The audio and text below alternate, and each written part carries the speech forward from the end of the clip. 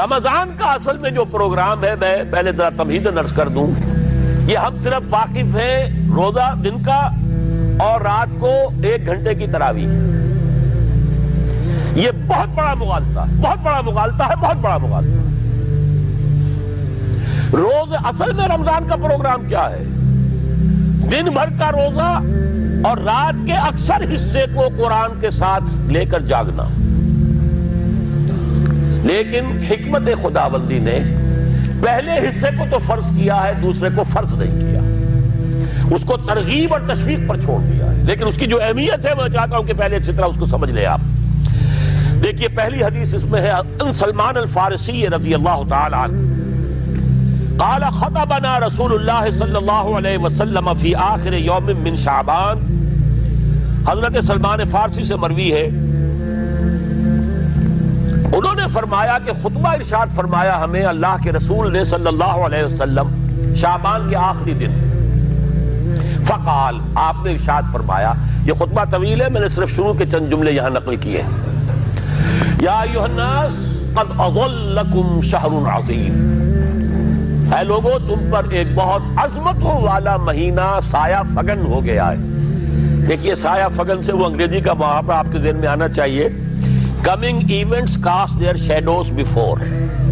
ابھی رمضان شروع نہیں ہوا ہے، شعبان کا آخری دن ہے، تو وہ کمنگ ایونٹ جو ہے رمضان مبارک، اس کا سایہ آ گیا ہے تم پر، اس لیے حضور نے وہ لفظ استعمال کیا قد اظلکم، ظلال کہتے سائے کو، قد اظلکم شہر عظیم، بڑی عظمت والا مہینہ ہے، شہر مبارک، بہت برکت والا مہینہ ہے، شہر فیہ لیلۃ خیر من الف شہر، اس میں ایک رات وہ بھی ہے، وہ مہینہ جس میں ایک رات وہ بھی ہے جو 1000 مہینوں سے افضل ہے۔ انا انزلناہ فی لیلۃ القدر وما ادراک ما لیلۃ القدر لیلۃ القدر خیر من الف شہر۔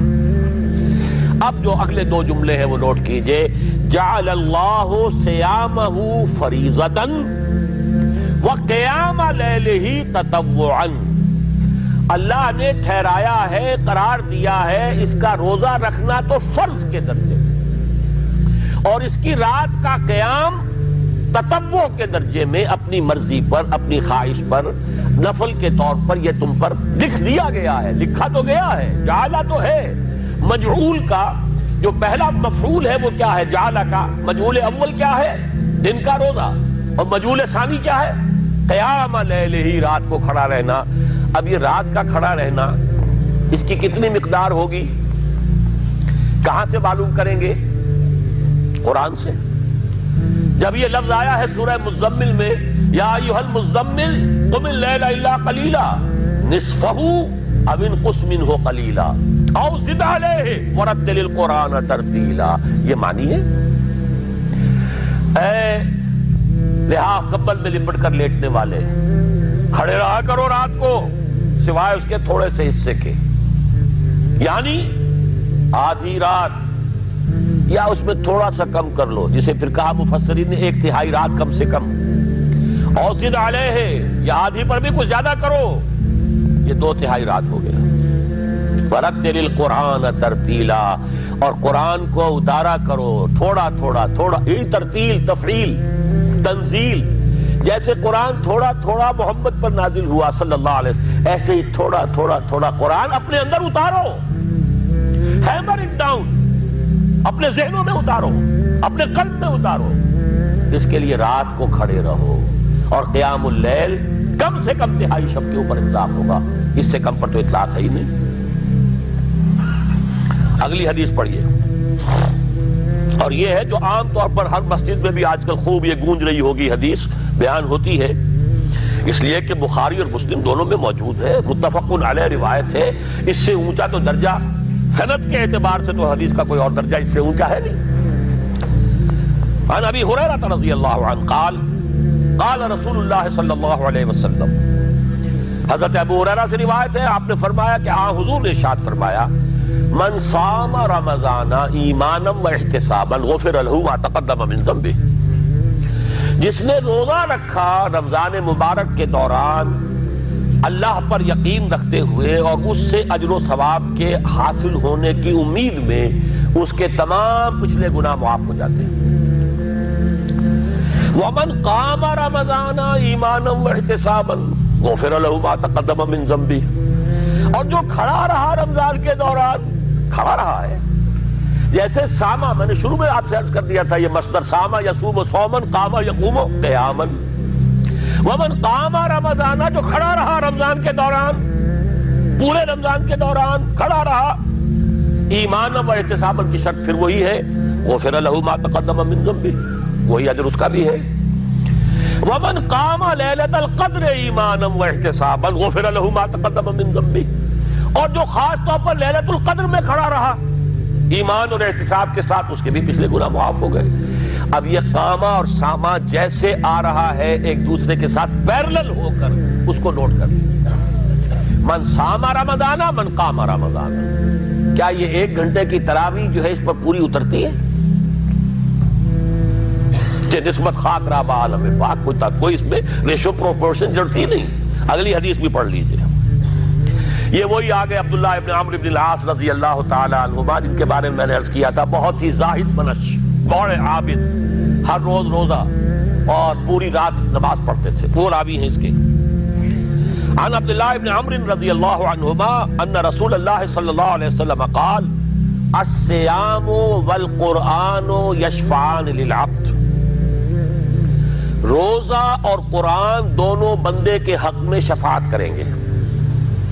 یقول الصیام، روزہ یہ کہے گا اے رب، اے پروردگار، انی منعتہ الطعام والشہوات بالنہار، میں نے تیرے اس بندے کو روکے رکھا کھانے پینے سے اور شہوت سے دن کے وقت، فشفینی فی، میری وجہ سے روکا رہا، یہ کھانے کو اچھے سے اچھے جو ہے وہ موجود تھے کھانے، اور پینے کے لیے اعلیٰ سے اعلیٰ مشروب تھے، یہ رکا رہا میری وجہ سے کہ روزہ رکھا ہوا تھا، اور جیسا میں نے کہا منکوحہ بیوی موجود تھی لیکن رکا رہا، تھامے رکھا اس نے اپنے آپ کو میری وجہ سے، تو میری شفاعت اس کے حق میں قبول فرما۔ وَيَقُولُ الْقُرْآنُ، اور قرآن یہ کہے گا مَنَعْتُهُ النَّوْمَ بِاللَّيْلِ، میں نے اسے روکا رکھا رات کو سونے سے، فَشَفِّعْنِي فِيهِ، تو پروردگار میری شفاعت اس کے حق میں قبول فرما، فَيُشَفَّعَانِ، تو ان دونوں کی شفاعت قبول کی جائے گی۔ سوال یہ ہے کہ کیا روزہ 1 گھنٹے کا یا 2 گھنٹے کا ہے؟ تو یہ قیام جو ہے یہ 1 گھنٹے کا کیسے ہو گیا؟ تو میں نے پہلے کوسچن مارک آپ کے ذہن میں کھڑا کر دیا، اب جواب سنیے اس کا۔ جواب یہ ہے کہ اس کو اللہ تعالیٰ کی حکمت یہ تھی کہ اسے فرض نہ کیا جائے، اس کو معلوم ہے، عالمان سیکون منکم مرضی وآخرون یضربون فی الارض یبتغون من فضل اللہ وآخرون، اللہ کے علم میں ہے میرے کچھ بندے ہوں گے بیچارے غریب مزدور، دن پر مشقت کریں گے، محنت کریں گے، وہ روزہ ہی رکھ لیں، بہت بڑی بات ہے، بہت بڑی بات ہے۔ رات بھر کا قیام کیسے کریں گے؟ 2/3 رات کیسے کھڑے رہیں گے؟ آدھی شب کیسے ممکن ہے؟ لہذا فرض نہیں کیا، حضور نے بھی فرض نہیں کیا، نہ اس کو آپ نے لازم کیا، نہ اس کے لیے وہ زوردار جو لوگوں سے کہا کہ ضرور پڑھو، چھوڑ دیا پڑھو، اور سب لوگ پڑھتے تھے اپنے طور پر۔ اب یہ کہ کوئی آدھی رات کھڑا ہے، کوئی 1/3 رات ہے، کوئی پوری رات ہے، تھے اللہ کے بندے، لیکن 3 دن حضور نے یہ باجماعت نماز پڑھا دی، لیکن پڑھائی ہے وہ تہجد کے وقت، یعنی لوگ رات کے وقت جو بھی ہے کھڑے ہیں، جاگ رہے ہیں، قرآن پڑھ رہے ہیں، لیکن یہ کہ خاص تہجد کے وقت آپ اپنے حجرے سے برآمد ہوئے تو لوگ جمع ہو گئے، آپ کے گرد جمع ہو گئے، آپ نے 3 دن یہ 8 رکعتیں جو تہجد کی حضور کی ہوتی تھی، وہ آپ نے 8 رکعتیں پڑھائیں باجماعت، لیکن وہ وقت تہجد کا تھا، یہ نوٹ کر لیجیے۔ 4تھے دن بھی صحابہ منتظر رہے کہ اب حضور برآمد ہوں گے، تشریف لائیں گے، نہیں آ رہے حضور، تو کچھ کھنگار بھی رہے ہیں، کہیں پتہ نہیں حضور کہیں اونگ نہ آ گئی ہو تو ہماری آوازوں سے جاگ جائیں، پھر بھی نہیں آئے حضور۔ اگلے روز آپ نے فرمایا کہ میں جان بوجھ کر نہیں آیا، میں اگر یہ متواتر تمہیں پڑھاؤں گا تو یہ تم پر فرض ہو جائے گی۔ یہ ہے وہ رافت اور رحمت، بالمومنین رؤوف الرحیم، جو اللہ تعالیٰ کی شان ہے رحمان الرحیم ہونے کی، بالمومنین رؤوف الرحیم، یہ محمد الرسول اللہ کی ہے، تم پر یہ سختی جو ہے یہ تمہارے لیے قابل برداشت نہیں ہوگی، لہذا میں نے یہ 3 دن صرف پڑھائی ہے، اگر مسلسل پڑھاتا تو فرض ہو جاتی۔ یہاں تک تو ہے حکمت نبوی کا معاملہ، اب آیا حکمت صحابی یا حکمت خلیفہ راشد۔ یہی معاملہ رہا حضور کی حیات طیبہ کے دوران، یہی حضرت ابوبکر رضی اللہ تعالیٰ عنہ کی خلافت کے دوران، یہی حضرت عمر کا بھی ابتدائی دور۔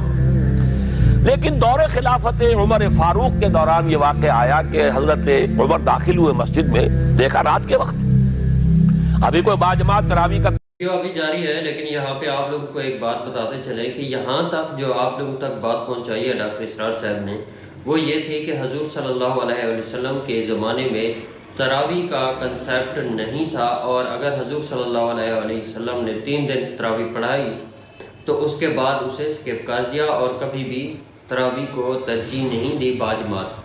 اور یہ تراویح کو باجماعت کس کے دور میں کیا گیا اور کیوں کیا گیا، یہ آپ لوگوں کو ابھی بتاتے ہیں، لیکن آپ لوگ کچھ باتیں اپنے ذہن نشین کر لیں کہ ڈاکٹر اسرار صاحب جو بھی بیان فرما رہے ہیں وہ قرآن پاک کے حوالے دے کر ہی بیان کر رہے ہیں، اور اس امت مسلمہ میں بہت ساری غلط فہمیاں ہیں اور بہت ساری بدعات ہیں، ان کو ختم کرنے کے لیے ضروری ہے کہ آپ لوگ ڈاکٹر اسرار صاحب کا یہ بیان لازمی اینڈ تک دیکھیں۔ کوئی انتظام نہیں تھا۔ آپ نے دیکھا کچھ لوگ مسجد کے اس کونے میں کھڑے ہیں، ایک حافظ ہے، صحابہ تو حافظ نہیں ہوتے تھے نا، تو کوئی حافظ ادھر، انہوں نے 5 6 7 8 آدمیوں نے کسی حافظ سے گزارش کی، وہ انہیں قرآن سنا رہا ہے، وہ کھڑے سن رہے ہیں۔ کوئی دوسرے کونے میں ایک جمگھٹا ہے کہ اس کے تیسری طرف ہے، کہیں ہے، ٹولیوں کے اندر لوگ جو ہے وہ قیام اللیل کا حق ادا کر رہے ہیں۔ آپ نے فرمایا کیا ہی بہتر ہو کہ یہ سب جمع ہو جائیں ایک امام کے پیچھے، اور پھر یہ کہ اسے عشاء کے ساتھ متصل رکھ دیں، تاکہ جس کو کہتے ہیں عربی میں ما لا یترک کلہ لا یترک کلہ، اگر کوئی شے کل کی کل حاصل نہیں ہو سکتی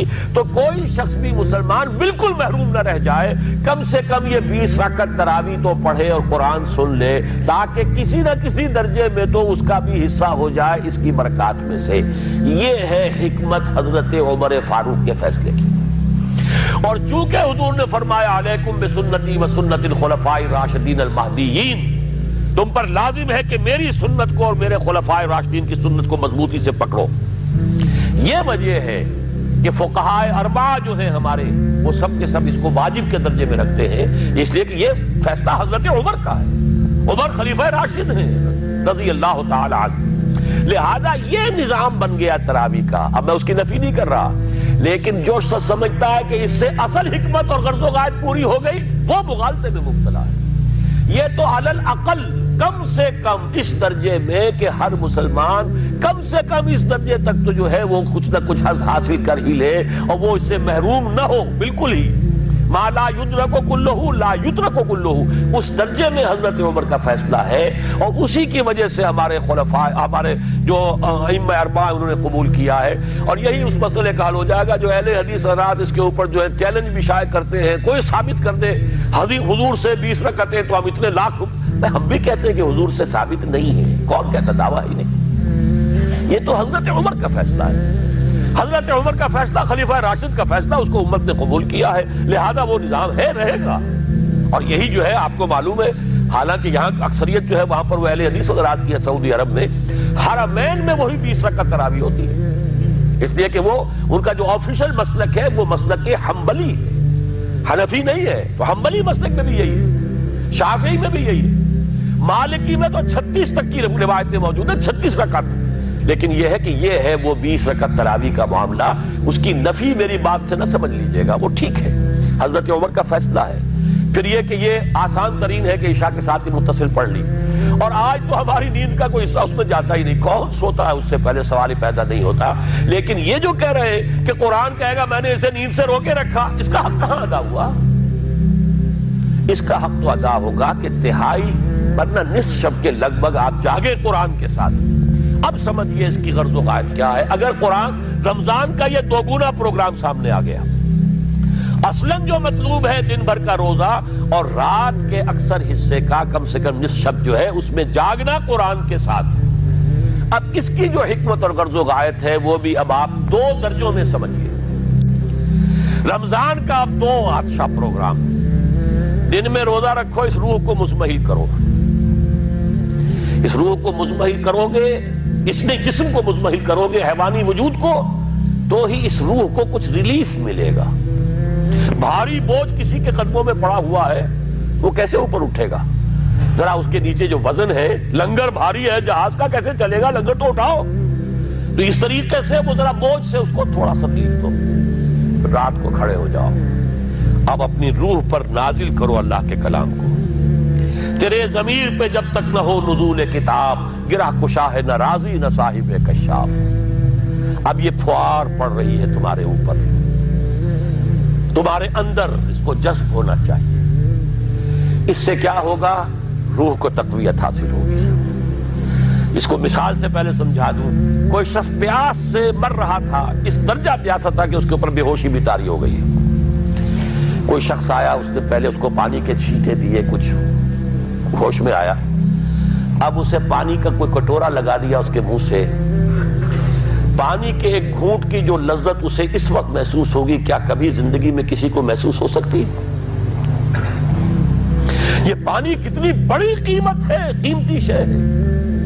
یہ تو اسی سے پوچھئے جسے شخص پیاس لگی تھی اور پیاس کی وجہ سے بے ہوش ہو گیا، اسے پانی کا ایک گھونٹ، جیسے کہ آپ تصور کر سکتے ہیں پیاس سے کوئی مر رہا ہو بادشاہ، وہ اپنی پوری سلطنت دے دے گا، مجھے ایک کٹورا پانی دے دو بابا، لو سلطنت دے، جان سے جا رہا ہوں میں تو۔ اس وقت پانی کی قدر و قیمت معلوم ہوگی۔ آپ کی روح بے ہوش، آپ نے روزہ رکھ کر اسے کچھ تھوڑا سا ریلیف دیا، چھینٹے ڈالے، اب رات کو آپ نے یہ آب حیات مام مبارکہ، دیکھیے مبارک کا لفظ دو ہی چیزوں کے ساتھ قرآن میں ہے، مام مبارکہ، بارش جو آسمان سے اترتی ہے یہ پانی مبارک ہے۔ برکت کہتے ہیں اسے ہے جو کسی شے کی مخفی جو قوتیں ہیں انہیں اجاگر کر کے باہر لے آئے، یہ برکت ہے۔ زمین کے اندر روئیدگی ہے، بارش برسی، اندر سے نکل آیا۔ اسی طرح کتاب مبارک، یہ کتاب مبارک ہے، یہ کتاب مبارک ہے، یہ تمہارے اندر سے تمہاری سوئی ہوئی روح کو بیدار کر کے پھر اسے غذا دیتی ہے۔ اب جب وہ قرآن کو پڑھے گا یا اس کو قرآن اس کے اندر جائے گا، اسے معلوم ہوگا اس سے بڑی کوئی نعمت نہیں۔ یہ ہے شکر جو پیدا ہوگا اب اس کی گہرائی کے، اس کے دل کی گہرائیوں میں۔ شکر کے معنی کیا ہے؟ احسان کی قدر شناسی۔ شکر کو امام راغب نے 3 مرحلوں میں بیان کیا ہے۔ شکر بالقلب، پہلے تو آپ کو معلوم ہو جو نعمت کسی نے دی ہے کتنی بڑی ہے، یہ احساس نہیں ہے۔ کسی بچے کے ہاتھ پہ آپ نے ہیرا رکھ دیا، اسے کیا پتا یہ ہیرا ہے یا یہ کوئی کانچ کا ٹکڑا ہے، وہ کیا کرے گا اس کی قدر؟ بلکہ ٹافی دیں گے تو وہ سمجھے گا کہ یہ زیادہ اچھی چیز دی ہے مجھے، اس پتھر کا میں نے کیا کرنا ہے، اس لیے اسے معلوم ہی نہیں کہ یہ ہیرا ہے۔ جب تک کسی نعمت کی قدر و قیمت کا احساس نہ ہو، اس کے متناسب پروپورشنیٹ شکر آپ کر ہی نہیں سکتے۔ پھر آپ کو زبان سے شکر ادا کرنا ہے۔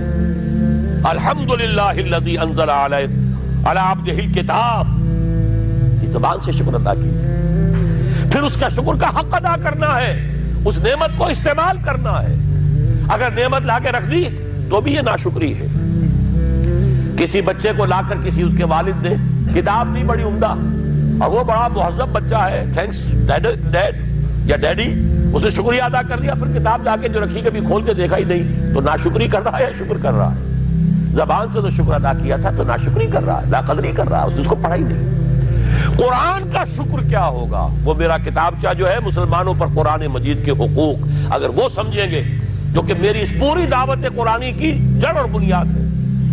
2 چھوٹے چھوٹے کتابچے، ایک 67 میں لکھا تھا اسلام کی نشت ثانیہ کرنے کا اصل کام، یہ اسلام کی ریوائول کیسے ہوگی، اس کی شرط لازم کیا ہے، اصل کام کیا ہے۔ ہم نعرے لگانے پر آ گئے ہیں، جلوس نکالنے پر آ گئے ہیں، ہم یہ کر رہے ہیں، ہم وہ کر رہے ہیں، تلواریں بھی اٹھا لی ہیں، گولیاں بھی کھا رہے ہیں، جانیں بھی دے رہے ہیں، اصل کام نہیں کر رہے۔ وہ اصل کام کیا ہے؟ یہ 67 کی میری تحریر ہے، اسلام کی نشت ثانیہ کرنے کا اصل کام۔ اور پھر 68 کی میری 2 تقریریں تھیں جب میں نے جمعے کا خود خطاب کیا تھا مسجد خضرہ سمن آباد میں، مسلمانوں پر قرآن مجید کے حقوق۔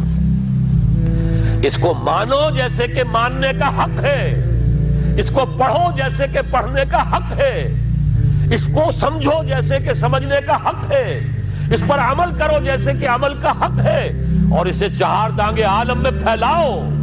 یہ تمہارے پاس امانت ہے محمد رسول اللہ صلی اللہ علیہ وسلم کی۔ بلغوا عنی ولو آیۃ، پہنچاؤ میری جانب سے ایک ہی آیت پہنچاؤ۔ کس نے فرمایا؟ محمد رسول اللہ نے۔ مفشو ہو، عام کرو، اسے پھیلاؤ۔ 5 حقوق ہیں مسلمان پر، لیکن یہ سارے حقوق کب ادا ہوں گے؟ جب قرآن کی نعمت کی قدر ہو جائے گی، معلوم ہو کہ یہ کوہ نور ہیرا ہے، یہ کوئی کانچ کا ٹکڑا نہیں ہے، کوہ نور ہیرا ہے، تب معلوم ہوگا اس کی کتنی حفاظت آپ کریں گے؟ جس نے دیا ہے اس کا کتنا شکر ادا کریں گے؟ پھر یہ کہ اسے کیسے سنبھال کر رکھیں گے؟ لیکن یہ کہ اگر قرآن کا شکر ہی نہیں ہے، قرآن کی خود کی نعمت کا احساس ہی نہیں، ہوا خیر مما یجمعون یا ایھا الناس قد جاءتکم موعظۃ من ربکم وشفاء لما فی الصدور وہدی وبشریٰ للمؤمنین ہدی ورحمۃ للمؤمنین قل بفضل اللہ وبرحمتہ فبذلک فلیفرحوا ھو خیر مما یجمعون۔ دنیا میں انسان جو کچھ جمع کرتا ہے، جائیداد، مال، دولت، ہیرے جواہرات، زیورات اور کوئی اینٹیکس، کوئی جو ہے وہ ڈیکوریشن پیسز، جو کچھ، ان سب سے زیادہ قیمتی شے یہ قرآن ہے۔ لیکن اس کا احساس کب ہوگا؟ جب روح بیدار ہو جائے گی، جب وہ چکھے گی قرآن کو، جس کو میں کہا کرتا ہوں کہ ایمان حقیقی کیسے حاصل ہوتا ہے قرآن سے؟ جب قرآن کو سنتے ہوئے انسان جھوم جائے، اس کے اندر کوئی شے سمپیتھیٹک وائبریشن میں آ جائے، اسے کہے کہ ہاں یہی ہے، جہاں سے میں خود آیا ہوں وہیں سے یہ کلام آیا۔ ویڈیو ابھی جاری ہے، لیکن آپ لوگوں کے لیے ایک بات یہ ہے کہ جو لوگ موسیقی کو روح کی غذا کہتے ہیں تو سنیے قرآن کیا کہتا ہے اس بارے میں، اور ڈاکٹر اسرار صاحب جو بیان فرما رہے ہیں مجید کیا کہتا ہے اس بارے میں کہ روح کی اصل غذا قرآن پاک ہے، رمضان شریف میں کی گئی تلاوت ہے، قرآن پاک کو سمجھنا ہے، اس پہ عمل کرنے سے ہے، یا پھر موسیقی اور اس طرح کے دوسرے گناہوں میں غرق ہو کے ہم یہ سمجھیں کہ ہم اپنی روح کو تسکین دے رہے ہیں، ہم اپنی روح کو غذا دے رہے ہیں۔ اللہ پاک تمام مسلمانوں پہ رحم فرمائے اور ایسے اعمال سے بچائے جو ہمارے ذہنوں میں غلط طریقے سے ڈالے گئے اور ہمیں اسلام سے دور کرنے کی کوشش کی گئی۔ اللہ پاک تمام مسلمانوں پہ رحم کرے اور انہیں یہ رمضان شریف ایک مکمل طریقے سے اور مکمل اسلام کے بتائے ہوئے طریقے کے ساتھ اور راہ ہدایت کے ساتھ گزارنے کی توفیق عطا فرماوے، تاکہ ہمارے دلوں میں تقوی اور اللہ پاک کی محبت مضبوط ہو اور ہم پہ اللہ پاک راضی ہو، اور یہ رمضان شریف ہمارے لیے پورا کا پورا رمضان اتنا بابرکت ہو کہ آنے والا پورا سال ہم تقوی اور پرہیزگاری کے ساتھ گزاریں۔ چلیے ویڈیو کی طرف ابھی۔ جہاں سے میری روح آئی ہے وہیں سے یہ کلام آیا۔ اب یقین پیدا ہوا، اس کو اقبال نے کہا ہے باطنی تجربہ۔ ایک تجربہ وہ ہے جو ہم دیکھ رہے ہیں آنکھوں سے، سن رہے ہیں کانوں سے، چھو رہے ہیں اپنے ہاتھ سے، سونگھ رہے ہیں ناک سے، اور ٹیسٹ کر رہے ہیں اپنے جو ٹیسٹ بڈز ہیں منہ کے، یہ ہمارا ایکسٹرنل ایکسپیرینس ہے۔ لیکن ایک انٹرنل ایکسپیرینس ہے۔ ساری جو بحث اٹھائی ہے علامہ اقبال نے ریکنسٹرکشن پر، اس کا بنیادی نقطہ یہ ہے کہ انٹرنل ایکسپیرینس بھی اس ایکسٹرنل ایکسپیرینس کی طرح بلکہ اس سے زیادہ بڑھ کر قابل اعتماد ہے۔ یہ ہے انٹرنل ایکسپیرینس۔ لعلکم تشکرون، تو یہ تو پہلی منزل طے ہوئی ہے ابھی صوم رمضان، صیام و قیام رمضان کا پہلا حاصل کیا ہوگا؟ وَلَعَلَّكُمْ تَشْكُرُونَ، تاکہ تم اس قرآن کی عظمت سے واقف ہو جاؤ، تاکہ تمہیں اس پر اس کی جو وقت ہے، قدر و قیمت ہے، اس کا انکشاف ہو جائے۔ اب اگلا مرحلہ آئے گا۔ اب یہ روح کچھ توانا ہو کر، کچھ ہوش میں آ کر کدھر اس کی توجہ ہوگی؟ کل شیء یرجع الی اصلہ، ہر شے اپنی اصل جڑ کی طرف رجوع کرتی ہے۔ ہمارا حیوانی وجود زمین کی طرف جاتا ہے۔ یہ سورہ اعراف میں جو کہا ہے بلعام بن باورہ کے بارے میں، وَلَكِنَّهُ أَخْلَدَ إِلَى الْأَرْضِ، زمینی خواہشات ہی کے چکر میں آپ ہیں تو گویا کہ آپ زمین میں دسے جا رہے ہیں۔ روح بیدار ہوگی تو کدھر متوجہ ہوگی؟ اپنے مرکز کی طرف مائل پرواز تھا حسن۔ بڑا پیارا مصرع ہے، اگلا مصرع میں نہیں پڑھتا، لیکن یہ کہ یہ اپنے مرکز کی طرف، اپنے منبع اور سرچشمے کی طرف، کہاں سے آئی یہ روح؟ امر ربی، کہ ادھر متوجہ ہو۔ اب آپ دیکھیے پورے مذاہب کی تاریخ میں انسان کہاں کہاں گیا ہے خدا کو ڈھونڈنے کے لیے۔ کوئی برف پوش چوٹیوں کے اوپر جو ہے تپسیا میں لگا ہوا ہے، کیوں؟ رب کا قرب حاصل کرنے کے لیے نا، پرماتما سے لو لگانے کے لیے۔ وہ غاروں میں ہے، تپسیا ریاضتیں کر رہا ہے، کوئی صحراؤں میں گیا ہے، گوتم بدھ کہاں کہاں گیا ہے، کہاں کہاں گیا ہے، کچھ آپ کو اندازہ ہی نہیں۔ انسان اس کے اندر کوئی شے ہے جو کسی کو تلاش کر رہی ہے۔ میرے اندر ہی وہ شے بھی ہے جو مجھ سے کہتی ہے کہ کچھ کھانا ڈالو اس منہ کے اندر، اس پیٹ میں ڈالو، ہے وہ بھی میرے اندر شے۔ ان لنفسک علیک حقا، یقیناً تمہارے نفس کا بھی تم پر حق ہے۔ میرے اندر ہی کوئی شے ہے جو کچھ اور شے چاہتی ہے، کسی اور چیز کی متلاشی ہے، وہ کسی اور شے کے عشق میں ہے۔ یہ دوسری بات ہے، اسے ہم نے سلا رکھا ہے لوریاں دے دے کے تھپک تھپک کر، ہم تو اپنے جسم کی طرف متوجہ ہیں، لہذا ہمیں وہ پیاس محسوس ہی نہیں ہوتی کہ یہ بھی واقعی میرے اندر کوئی پیاس ہے۔ روح بیدار ہوگی تو وہ پیاس جو اس کے اندر اب پیدا ہوئی ہے وہ کدھر متوجہ ہوگی؟ اپنے پروردگار کی طرف۔ یہ ربط ہے اگلی آیت کا، آپ پڑھیے، وَإِذَا سَأَلَكَ عِبَادِي عَنِّي فَإِنِّي قَرِيبٌ۔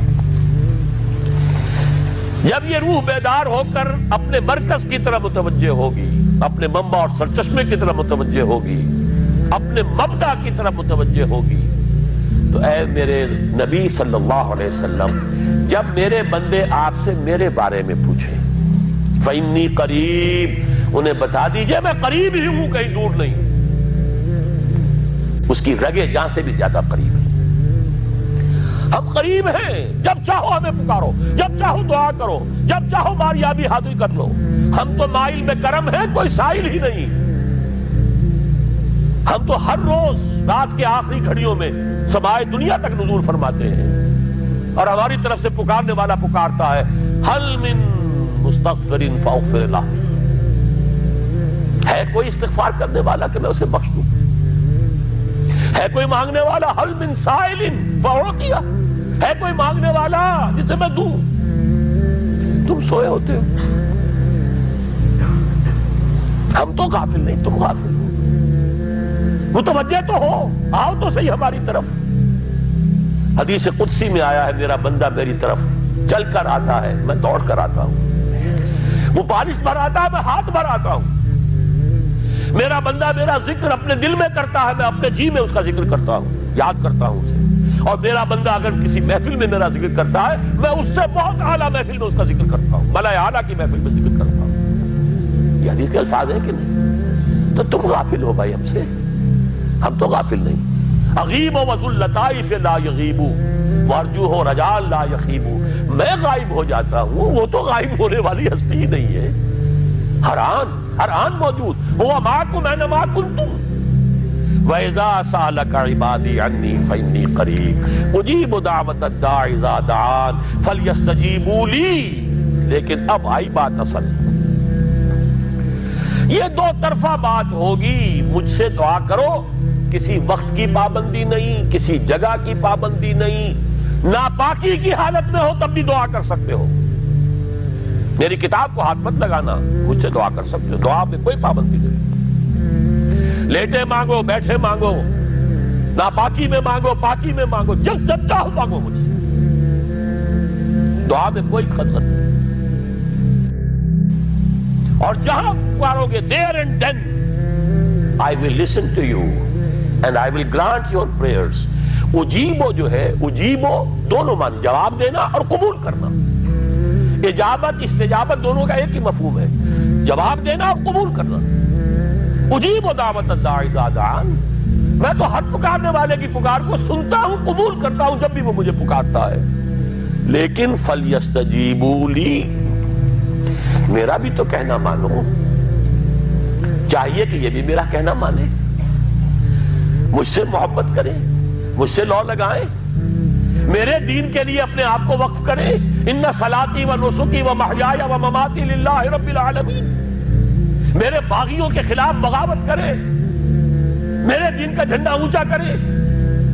یہ سارے احکام ہیں کہ یہ قرآن میں، قاتلوہم، جیسا کہ میں نے آپ کو بتایا اگلے ہی رکوع میں قتال کا حکم آ رہا ہے، اور وہ گھوڑوں کو روزہ رکھواتے تھے، بتا دیا یہ روزہ تمہیں کس لیے رکھوایا جا رہا ہے، اگلے ہی رکوع کے اندر حکم ہے، قاتلوا فی سبیل اللہ الذین یقاتلونکم وقاتلوہم حتی لا تکون فتنۃ ویکون الدین للہ، اللہ کے لیے دین ہو جائے، پورا کا پورا نظام اللہ کے تابع آ جائے، اس کے لیے پہلے دعوت دو، محنت کرو، جد و جہد کرو، اس دعوت کے نتیجے میں جمعیت فراہم کرو، جب جمعیت اتنی ہو جائے کہ پھر اس باطل نظام کے خلاف بغاوت کر سکو تو کرو بغاوت، اگر باطل نظام کے خلاف بغاوت نہیں کرتے ہو تو پھر ہم سے بغاوت ہے تمہاری، پہلے ذہنی بغاوت ہے آپ، ڈس اون کیجئے ذہنی اعتبار سے، نفسیاتی اعتبار سے، میں اس نظام کو نہیں اون کرتا، ریکنسائل نہ کیجئے اس کے ساتھ، کوئی تعاون نہ کیجئے اس کے ساتھ، کوئی چاکری اور ملازمت نہ کیجئے اس کی، تن من دھن لگائیے اس نظام کو بدلنے کے لیے، چاہے ابھی وہ دعوت کے مرحلے میں ہے، لوگوں کو تیار کیا جا رہا ہے، تربیت دی جا رہی ہے، تزکیہ کیا جا رہا ہے، لیکن ہدف کیا ہے؟ تاکہ اللہ کا دین غالب۔ فَلْيَسْتَجِيبُوا لِي، میرا بھی تو کہنا سنیں اور مانیں۔ میں جہاد کا حکم دیتا ہوں تو جہاد کریں، میں اقامت دین کا حکم دیتا ہوں اقیم الدین تو اس کے لیے کھڑے ہو جائیں، میں قتال کا حکم دوں تو قتال کریں۔ فَلْيَسْتَجِيبُوا لِي وَلْيُؤْمِنُوا بِي، اور مجھ پر ہی اپنا ایمان پختہ رکھیں، توکل کریں تو مجھ پر کریں، محبت کریں تو مجھ سے کریں، راضی رہے تو میری تقدیر پر راضی رہے، توکل ہو، راضی برضائے رب ہو، اطاعت ہو، جب تک یہ ساری چیزیں اللہ کے لیے نہ ہو جائیں۔ والذین آمنوا اشد حبا للہ، اصل میں تو مومن وہ ہوتے ہیں جو سب سے بڑھ کر شدید ترین محبت اللہ سے کرتے ہیں۔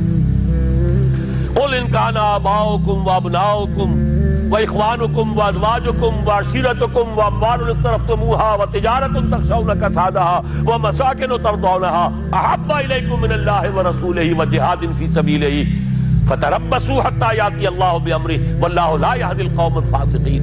اے نبی ان سے کہہ دیجئے اگر تمہیں اپنے باپ، اپنے بیٹے، اپنے بھائی، اپنے اسپاؤسز، بیوی کے لیے شوہر، شوہر کے لیے بیوی، اور رشتہ دار، اور تمہارے وہ مال جو تم نے بڑی محنت سے جمع کیے ہیں، تمہارے وہ کاروبار جن کا تمہیں اندیشہ ہوتا ہے کہ کساد بازاری نہ ہو جائے، کہیں پر جو ہے ریسیشن نہ آ جائے، اور تمہارے وہ مکان اور محلات جو تم نے بنائے ہیں، اگر یہ 8 چیزیں محبوب تر ہیں اللہ سے اور اس کے رسول سے اور اس کی راہ میں جنگ کرنے سے، جہاد سے، تو جاؤ دفع ہو جاؤ، بیٹھو وہاں یہاں تک کہ ہم اپنا فیصلہ سنا دیں۔ اور اللہ ایسے فاسقوں کو، ایسے ناہنجاروں کو ہدایت نہیں دیتا۔ یہ ہے قرآن، آیت نمبر 24 سورہ توبہ۔ فَلْيَسْتَجِيبُوا لِي وَلْيُؤْمِنُوا بِي لَعَلَّهُمْ يَرْشُدُونَ۔ اب وہ لفظ آ گیا رشد۔ دیکھیے پہلے آیا تھا لعلکم تتقون، روزہ، مجرد روزہ تقوی پیدا کر دے گا، ضبط نفس، اور ضبط نفس بھی وہ جو حکم خداوندی کا تابع ہے۔ یہ روزے کی ریاضت ہے، روزے کی ریاضت کا حاصل ہے۔ رمضان کے روزے کے ساتھ قیام اللیل کا دو گنا پروگرام، دن میں روزہ، رات کا قیام قرآن کے ساتھ۔ اس کا پہلا نتیجہ کیا ہے؟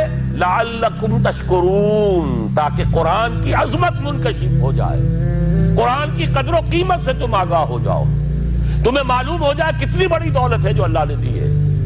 اور آخری بات یہ، جب تمہاری روح بیدار ہو جائے گی، اپنے مالک کے ساتھ ہم کلام ہوگی، اسی کا نام دعا ہے۔ دعا ہے جس کے بارے میں حضور نے فرمایا الدعاء مخ العبادہ، یہ عبادت کا جوہر ہے۔ الدعاء هو العبادہ، دعا ہی تو اصل عبادت ہے۔ یہ دعا ہی تو ہمیں میسر نہیں ہے۔ 17 رکعتیں پڑھنی ہیں ہم نے عشاء کی، لیکن اللہ کے ساتھ کوئی لوگ نہیں لگی، ادھر کی ادھر کی سوچیں آ رہی ہیں۔ 17 رکعتیں پڑھی ہوں یا 7 پڑھی ہوں، 10 پڑھی ہوں، آپ کو اجر ملے گا، لیکن آپ کو دعا کی نصیب نہیں ہوئی۔ دعا کب ہوتی ہے؟ بقول اقبال، یہ جو میرے اندر ہے فائنائٹ ایگو، انائے صغیر، انا میں، یہ چھوٹی سی انا ہے، اس انائے کبیر، اس انائے کبیر کے لیے سب سے بڑی جو مظہر آیت ہے قرآن مجید میں وہ سورہ طٰہٰ کی، اننی انا اللہ لا الہ الا انا، میں ہوں وہ اللہ جس کے سوا کوئی الہ نہیں، اننی انا اللہ لا الہ الا انا، یہ ہے فاعبدنی واقم الصلاۃ لذکری، یہ انائے کبیر ہے، the infinite ego، اللہ، انا اللہ، the big انا، اور یہ چھوٹی سی انا ہے، انا میں۔ جب یہ انائے صغیر انائے کبیر کے روبرو آتی ہے، ہم کلام ہوتی ہے، یہ ہے دعا۔ اگر یہ جاگی ہی نہیں، بیدار ہوئی نہیں، یہ ہم کلام ہوئی نہیں، تو وہ دعا تو حاصل نہیں ہوئی، مخ عبادت جو ہے، جوہر عبادت کا حاصل نہیں ہوا۔ ہاں ایک شکل ہے عبادت کی، مراسم عبودیت ہے، یہ اشکال ہے، رہ گئی رسم ازاں روح بلالی نہ رہی، فلسفہ رہ گیا تلقین غزالی نہ رہی، ایک شکل ہے، تم نے کر لی، اجر ملے گا، آخر وقت نکالا ہے، آپ اللہ کے سامنے کھڑے ہوئے، اجر سے محنت کا جو اجرت وہ دے گا، لازم اس پر بھی دے گا، لیکن حقیقت صلاۃ کوئی اور شے ہے۔ اسی لیے کہا محمد الرسول اللہ صلی اللہ علیہ وسلم الصلاۃ معراج المومنین، اہل ایمان کے لیے یہ معراج کے درجے کی شے ہے۔ معراج میں مکالمہ ہوا تھا نا، التحیات للہ والصلوات والطیبات، یہ حضور نے فرمایا، السلام علیک ایھا النبی ورحمۃ اللہ وبرکاتہ، کس نے کہا؟ اللہ نے فرمایا، السلام علینا وعلی عباد اللہ الصالحین، حضور نے فرمایا اس سلامتی میں میں تمام اللہ کے نیک بندوں کو شامل کر رہا ہوں، سلامتی مجھ پر بھی ہو اور تمام اللہ کے نیک۔ یہ مکالمہ ہے، مخاطبہ ہے، جب تک یہ مکالمے اور مخاطبے کی شکل نہیں، اگر وہ انائے صغیر جاگی ہی نہیں، سوئی ہوئی ہے، بے ہوش ہے، پڑی ہوئی ہے، سسک رہی ہے یا مر چکی ہے، روح مر بھی جاتی ہے، جسم زندہ ہے، روح مر چکی ہے، جسم جان کے ساتھ زندہ ہے، حیوان انسان زندہ ہے، انسان مر چکا ہے، اس لیے قرآن کہتا ہے نبی یہ مردہ ہے، اموات غیر احیاء، یہ نہیں سنتے ہیں، یہ آپ کو سمجھتے ہیں آپ کہ یہ بڑے غور سے سن رہے ہیں، نہیں سن رہے ہیں، یہ تو مردہ ہے، روحانی طور پر مردہ ہے، ان کی روح مر چکی ہے، یہ تو حیوان رہ گیا زندہ، صرف یہ چلتے پھرتے مقبرے ہیں، یہ چلتے پھرتے تعزیے ہیں، اس کے سوا کچھ نہیں۔ یہ ابو جہل کون ہے اور ابو لہب کون ہے؟ یہ حیوان ابو جہل ہے اور حیوان ابو لہب ہے۔ ظاہر بات ہے کہ آنکھ تو کتے کی بھی ہے اور بلی کی بھی ہے اور کان کتے کے بھی ہے، بلی کے بھی ہے، کتا بھی دیکھ کر گاڑی آ رہی ہے تو اپنے آپ کو بچاتا ہے، تم نے بچا لیا تو کون سا بڑا کمال کیا۔ وہ اندر کا انسان مر چکا ہے، یہ انسان اندر کا روحانی وجود یا مر چکا یا سسک رہا ہے یا دبا ہوا ہے، بے ہوش ہے، یہ بیدار ہو اور ہم کلام ہو، افلاک سے آتا ہے نالوں کا جواب آخر، کرتے ہیں خطاب آخر، اٹھتے ہیں حجاب آخر، آتا ہے، اللہ جواب دیتا ہے، اجیب دعوت الداعی اذا دعان، روحانی کان کھلے ہو تو تم جواب سنو گے، ان کانوں سے نہیں، وہی جب محمد پر آئی تھی ان کانوں سے نہیں آئی تھی، وہ دل پر اتری تھی براہ راست، فَإِنَّهُ نَزَّلَهُ عَلَىٰ قَلْبِكَ، ان کانوں کا ان آنکھوں کا سوال نہیں ہے، وہ دل پر براہ روح ہے محمدی پر، یہ روح، اسی لیے وہی کو بھی روح کہا گیا ہے، لانے والا بھی روح، اور روح الامین جس پر لایا گیا وہ بھی روح محمدی، جس کا مسکن ہے قلب محمدی، اور جو لائی گئی وہ بھی روح ہے۔ وَكَذَلِكَ أَوْحَيْنَا إِلَيْكَ رُوحًا مِّنْ أَمْرِنَا، یہ قرآن ہم نے نازل کیا، ایک روح ہے اے محمد جو آپ پر نازل کیا، مَا كُنْتَ تَدْرِي مَا الْكِتَابُ وَلَا الْإِيمَانُ، اس سے پہلے تو آپ کو کچھ پتہ نہیں تھا کتاب کیا، شریعت کیا، ایمان کیا، وَلَٰكِنْ جَعَلْنَاهُ نُورًا، ہم نے اس قرآن کو نور بنا کر آپ پر اتارا ہے، یہ ہے، اس کے لیے ہے اصل رشد۔ اب آخری لفظ آیا رشد، یہ گویا کہ جو مختلف الفاظ ہیں قرآن میں، کامیاب، فائزون، اولئک هم الفائزون، ٹھیک ہے، فوز، کامیابی تک پہنچنے والا، اولئک هم المفلحون، یہ ایک اور لفظ ہے، لیکن راشدون یہ چوٹی کا لفظ ہے، اسی لیے صحابہ کے لیے آیا اولئک هم الراشدون سورہ الحجرات میں، اسی لیے انسانوں میں سے نبیوں کے بعد سب سے اونچے چوٹی کے انسان ابو بکر، عمر، عثمان، علی۔ بے شک اللہ پاک کا قرب حاصل کرنا کوئی مشکل کام نہیں ہے، لیکن شرط یہ ہے کہ آپ کا مضبوط ایمان ہو، مضبوط کردار ہو اور اچھے اخلاق ہو، آپ لوگوں تک وہ بات پہنچا سکیں جو اللہ پاک نے قرآن مجید میں بتائی ہے اور حضور کریم صلی اللہ علیہ وآلہ وسلم نے اپنی زندگی میں اپلائی کر کے آپ لوگوں کے لیے رول ماڈل پیش کیا، اور یہی باتیں ہمارے لیے ماشاءاللہ راہ ہو سکتی ہیں آخرت کے لیے بھی، اس دنیا میں اچھی زندگی گزارنے کے لیے بھی۔ اللہ پاک تمام مسلمانوں کو راہ ہدایت دے اور ہدایت کی راہ پہ چلنے کی توفیق عطا فرمائے، اور ساتھ ہی ساتھ دنیا کے تمام انسانوں پہ رحم فرمائے، ان کو اسلام کے اوپر عمل پیرا ہونے کی توفیق عطا فرمائے، اسلام کو جانیے، پہچانیے، اور اسلام کے بارے میں جو باتیں بنی بنائی ہیں ان سے اجتناب کیجیے۔ یہی ہمارے لیے ایک اچھی راہ ہدایت ہے کہ ہم قرآن پاک کو مضبوطی سے پکڑے رکھیں، اسے سمجھیں، پڑھیں اور اسے دوسروں تک پہنچائیں جیسا کہ اس کا حق ہے، اور نبی کریم صلی اللہ علیہ وآلہ وسلم جیسی زندگی گزارنے کی کوشش کریں تاکہ یہ دنیا بھی ہمارے لیے ایک جنت کا نظارہ پیش کرے اور آخرت بھی ہمارے اچھے اعمالوں کی وجہ سے اللہ پاک ہمارے تمام چھوٹے گناہوں کو بخش دے اور جنت میں اعلیٰ مقام عطا فرمائے۔ تمام لوگ جو اس رمضان شریف میں ہیں اور اس کے برکتوں کو سمیٹنا چاہتے ہیں تو خدا را قرآن پاک کو پڑھیے، سمجھیے، بجائے اس کے کہ آپ لوگ قرآن پاک کو سمجھنے کی بجائے صرف پڑھنے پہ زور لگائیں گے تو یہ آپ لوگوں کے لیے کوئی بھی ایسا فائدہ مند نہیں ہوگا۔ بے شک آپ لوگوں کو ثواب ہوگا، قرآن کا پڑھنا، ایک ایک لفظ کا پڑھنا ثواب ضرور ہے، لیکن اس سے زیادہ ضروری ہے کہ آپ لوگ قرآن پاک کو سمجھیں اسے، کیونکہ بر صغیر میں پاکستان ہو یا انڈیا ہو، اس میں ہندی اور اردو زبان زیادہ سمجھی جاتی ہے اور بآسانی لوگ اس چیز کو سمجھ بھی سکتے ہیں۔ تو اچھی بات یہ ہے کہ اس رمضان شریف میں آپ لوگ قرآن پاک کو جتنا بھی پڑھیں اسے ترجمے کے ساتھ پڑھیں تاکہ آپ لوگ کے ذہنوں میں جو باتیں بتائی گئیں یا جن سے آپ لوگوں نے سنی ہیں قرآن پاک کے بارے میں یا اسلام کے بارے میں، تو پھر آپ خود جا کے پڑھیے، اسے دیکھیے کہ قرآن پاک ایکچوئل میں کہتا کیا ہے۔ اور یہ لوگ جو دھرم کے نام پہ لوگوں میں انتشار پیدا کرتے ہیں، انہیں مس گائیڈ کرتے ہیں، تو آپ لوگ خود دیکھیں اور جانیں کہ آپ لوگوں کو پتہ چلے گا کہ اصل میں قرآن پاک تو کچھ اور کہتا ہے، اور جن لوگوں نے قرآن اسلام کو یا کسی اور مذہب کو دھندا بنا لیا ہے یہ ہمیں حق کی راہ نہیں دکھا سکتے، ہمیں گمراہی کی طرف لے کے جا رہے ہیں، تو تب آپ لوگ راہ ہدایت پائیں گے۔ اور انشاءاللہ ہماری دعا ہے کہ تمام مسلمان اس رمضان شریف میں کم از کم قرآن پاک کو ترجمے کے ساتھ پڑھیں، آپ کسی بھی لینگویج میں پڑھیں جس میں آپ لوگوں کو آسانی سے سمجھ آ سکے، تاکہ قرآن کا پیغام، اسلام کا پیغام آپ لوگ سمجھیں اور اسی پہ عمل پیرا ہوں۔